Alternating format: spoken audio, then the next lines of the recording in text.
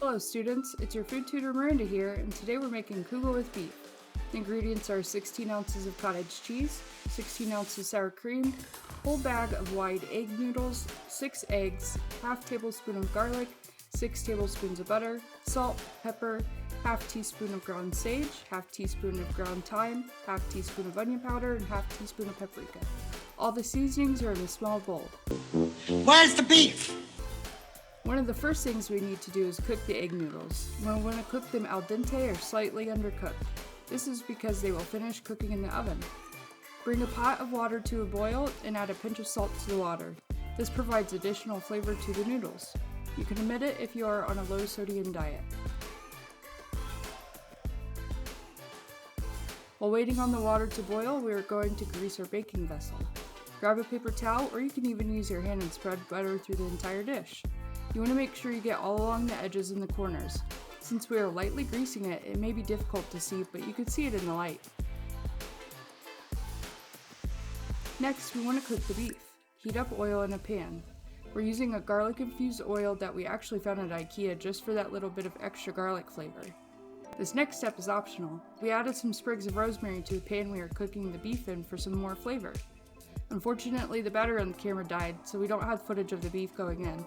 We are in low here when cooking this. We don't want to cook it too fast. We're actually undercooking this a little bit because, like the pasta, it will finish cooking in the oven. After a few minutes of cooking the beef, you could add some red wine vinegar for additional flavoring. It also helps deglaze the pan or get the burnt on parts of the meat off of the pan. This provides an extremely tasty amount of flavor to the dish. Turn the heat up a little bit to about a medium. The beef we're using was already pre-cut for a stew, so you could really use any kind of beef you would prefer. In chunks or shredded is best. Shredded would take less time to cook as well. Both options make sure it is spread throughout the dish so you can get some in every bite. Before the beef is fully cooked, take it out and put it into your baking dish. You can add the juice as well. It will add a lot of good flavor. You're adding extra liquid when you do that, but since we are finishing the noodle and baking everything in the oven, the noodles will absorb it. Now we are about ready to brown the butter. I am not fond of using multiple pans because I don't like doing dishes, so I reuse pans whenever I can and when it makes sense. We're going to use the same pan for browning the butter. It will get any leftover flavor from cooking the meat. You can certainly use a different pan if you wish. When the water is at a rapid boil, add the bag of egg noodles, the entire bag. Mix it in to make sure everything is submerged. You want to bring it to a boil again for about 8 minutes. Now, we're going to spread out the meat in the pan. It's kind of chunky, but that's alright. We probably could have cut them up smaller, but many of them were still frozen. It's not too big of a deal. Checking in on the noodles now, we mix it up here and there. When stirring, you want to make sure nothing is sticking at the bottom. Once the timer goes off, you will want to strain it and then place the noodles in the same dish as the meat. We just strained the noodles, so we're placing them in the dish. After that, we want to mix the meat and noodles together and also try to get the juice on whatever noodles we can. You'll mix it more later, so you don't have to mix it a lot right now. We're going to slide this over the side, and now it's time to brown the butter. As mentioned, we're using the same pan to brown the butter as we did to cook the meat. Browning butter can seem a little scary at first because you may think you're burning it, but there will be dark spots. That's normal. Place your 6 tablespoons of butter in the pan. Move around to help it melt faster. It may start bubbling and you may start seeing brown specks, but that's all fine. That just means it's browning exactly what you want it to do. You want it to constantly stir and make sure it keeps moving, otherwise it will burn and not in a good way. I'm turning the heat down a little bit and we're just mixing. Altogether, it should be about 5 to 7 minutes start to finish. As we go, you can see that it has browned, which is perfect. We want to turn the burner off and take it off the heat to cool. We don't need it to be completely cool, we just want it relatively cool because we will be mixing it with the egg mixture. Now is the time to start preheating our oven to 375 degrees Fahrenheit. Okay, now what we're going to do is mix the other ingredients together. We have a little compost bin for all the eggshells. We're going to break all 6 eggs and place the shells in the bin and whisk the eggs together. I like to boop each of the eggs to break them so it's easier to mix. Then we're going to add the spice mix. This is the sage, thyme, paprika, and onion powder. Whisk to combine. It may be kind of clumpy, but that's okay.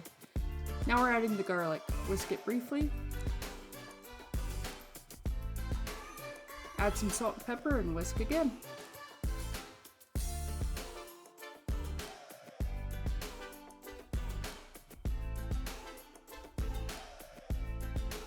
Now we're adding the sour cream. When we're adding the sour cream, we need about 16 ounces, but I don't know what happened here. The container was 16 ounces and I didn't add it all. Still turned out fine. Make sure you add it all. And now cottage cheese. We need about 16 ounces of this as well, so we're going to add a cup plus a little more. It's a loose measurement, but that's the beauty of being a chef. It doesn't have to be exact. Now we combine. As you mix it, it will turn into this darker mixture.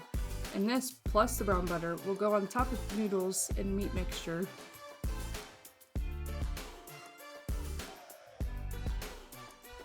It's all mixed now, so we add the brown butter and mix it in. I'm scraping everything I can off the bottom because we want all that good stuff. Don't do what I'm doing here. If it's too hot, grab something to hold it. The butter is still kind of warm, but since the eggs are combined with everything else, that mixture is cold and it won't be a big deal. It won't perfectly mix together, it'll separate a bit, but that's just because the butter, the oil.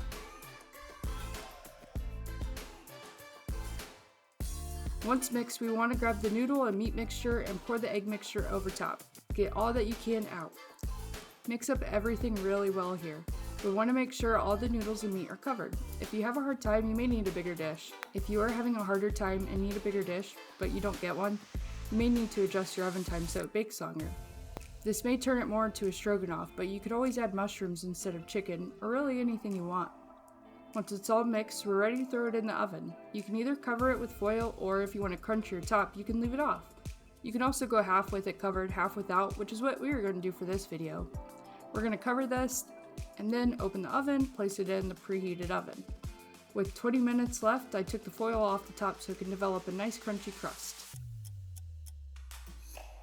This is the final product and it smelled really good. We have to let it sit cool down for about 15 minutes so it combines a bit more. When cutting into it, ours didn't really stick together as expected. It was more similar to a stroganoff. We expected it to be more solid and come out in slices. That could have been from the meat, but regardless, it was still amazing. Thank you for sticking with us to the end. We hope you enjoyed. If you tried this recipe, let us know how it came out in the comments. Be sure to like and subscribe so you don't miss any of our future lessons. Hope you have a great day and see you next time.